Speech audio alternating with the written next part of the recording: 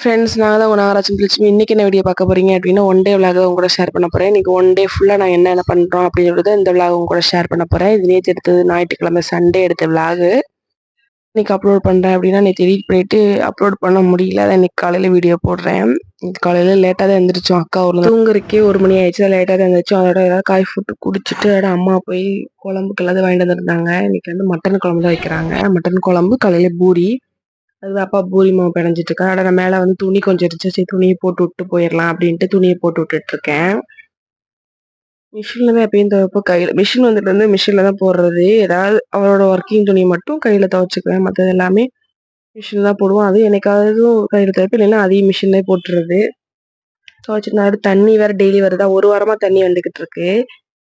ஏன்னா 1 வாரம் டெய்லியுமே தண்ணி வரணும். டெய்லி தண்ணி பிடிக்கிறது இல்லை. மீட்ரு தண்ணி வரதுனால மீட்ரு எரியும் அப்படின்ட்டு பிடிக்கிறது இல்லை. ஞாயிற்றுக்கிழமை மட்டும் பிடிச்சிக்கிறது. மற்ற நேரம் ஆஃப் பண்ணி வச்சுருவோம். உங்களோட வீட்டெலாம் க்ளீன் பண்ணி தொடச்சி விட்டுட்டு அடுப்பெல்லாம் கொஞ்சம் இதாக இருந்துச்சு. அதெல்லாம் க்ளீன் பண்ணி பாத்திரத்தெல்லாம் விளக்கிட்டு இங்கே மேலே இருக்கிற வேலையெல்லாம் முடிச்சுட்டு கீழே போகலாம். தம்பி கீழே தூங்கிட்டு இருந்தான்னு கீழே வந்தேன். கீழே வரக்குள்ள அம்மா பூரி மட்டன் குழம்பு செஞ்சுட்டு இருந்தாங்க. சரி செஞ்சு சாப்பிட்லாம் அப்படின்ட்டு பூரி மட்டன் குழம்பு மட்டன் கிரேவி வச்சு சாப்பிட்டாச்சு. அதோட நானும் எங்கள் அக்கா தம்பி எல்லாம் உட்காந்து பேசிகிட்டு இருந்தோம். அவங்கள்ட்ட சும்மா விளையாண்டுக்கிட்டு இருந்தோம்.